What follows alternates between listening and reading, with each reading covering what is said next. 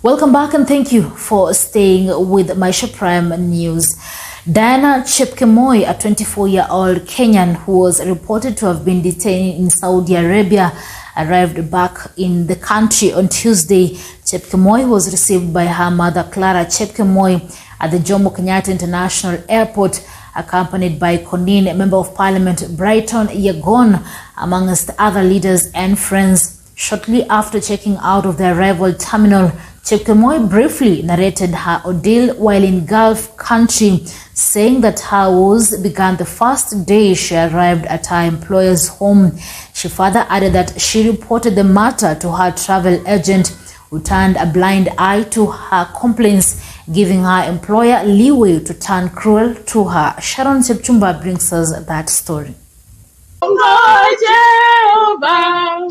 Heartbreaking stories of Kenyans who travel to Saudi Arabia in search of greener pastures only to return in caskets have flooded the media in the recent past. More power to Diana, more power! More power! Long live Diana, long live! Long live! Diana Chepkemoi, a 24-year-old Kenyan who was reported to have been detained in Saudi Arabia, arrived back home on Tuesday. Chepkemoi was received by her mother at the Jomo Kenyatta International Airport, accompanied by Konin, Member of Parliament Brighton Yegon, amongst other leaders and friends.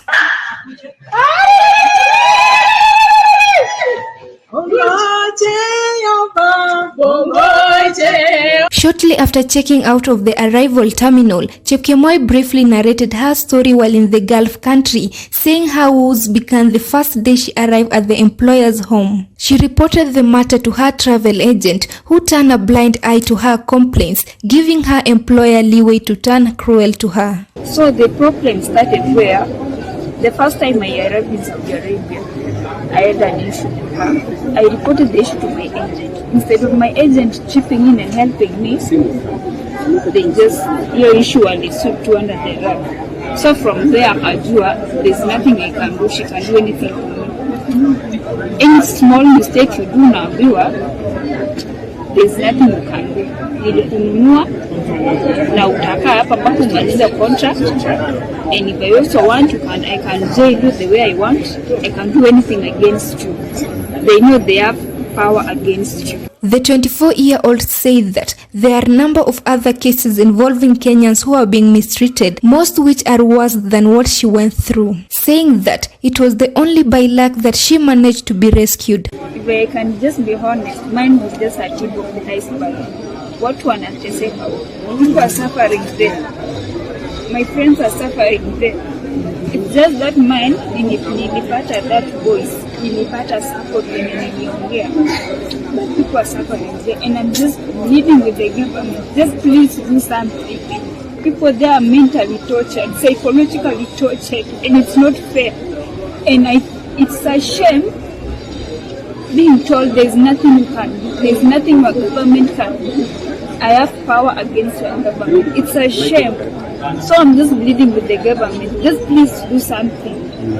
Wasaidie, wanateseka, wanapitia mateso. Nile tu mimi nilipata sauti, nilipata support venye nilireach out. But kuna watu wako huko, mpaka hata mtu saizi ukimuuliza jina yake ajui. Mtoto kuuliza kwani ni wapi ajui.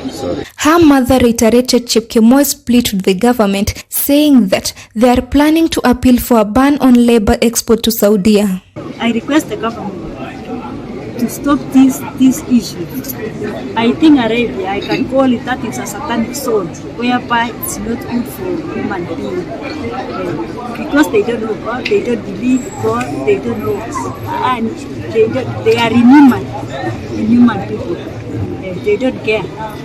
So it is better to also hear and be in peace, being happy, and more so to be in your country, so something so special. Procedures. And this is what we are going to follow up when we resume Bunge this week, so that we can actually be able to even see to it that we do total ban on exporting labor to Saudi Arabia and related countries which have not shown any respect to the laws of Kenya and to human rights of our people and of our workforce. Let me say I'm so much privileged to be one of the members of parliament who were elected recently. And one of the issues which we are going to fast track, as my colleague has said, is that the issues of the labor and exporting our human resource into Saudi Arabia and the Middle East countries, which have shown no respect to human dignity, especially the black. Chepkemoi traveled to Saudi Arabia in June 2021 in search of employment to help her family and raise school fees after deferring her studies from the Mary University. My name is Dana Chepkemoi. I left Kenya to go to Saudi Arabia just with the hope and there to live a better life afterwards. Miki tunaweza sema kwa hizi ofisi zinapeleka watu nini Saudi wako tu responsible because kila mtu anataka pesa. Kila mtu ako na familia anataka alishe. Si ati tunaenda huko kwa sababu ya nini. Na most of the employers in Saudi they are bad. Sisema ni wazuri. Most of them are bad, but kuna wachache tu ndo wazuri. Na kuna watu wameangukia bosses wazuri, kuna wengine wabaya. So miki tunaweza sema tu mtu ukishapeleka watoto watu huko Saudi, at least be responsible of them. Usiache mtoto kama sasa mimi nimerudi with nothing. What will I take to my daughter ama my sister zangu ama babangu ajibunie mtoto wangu alienda Saudi? Nothing. Titangu mimi nilienda job nikafanya 2 months. I was not paid anything. Even I've come back with nothing. Unaona? So like I just went for a vacation.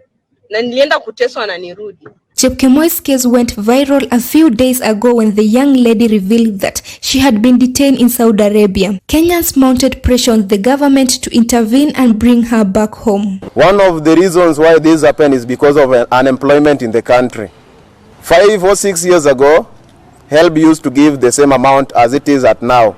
But if you compare the rates in Kenya shillings against the US dollars, it is not the same as per now. And with the inflation of the food prices, you find that the life for a common comrade has really gone too high. Does the government of Kenya know the statistics of all students out there in Saudi Arabia? And if so, how is their safety? We really want to know that. Maisha Prime, Maisha Television, I'm Sharon Chepchumba. Viva Cats, viva! Viva! Viva! Viva! Viva!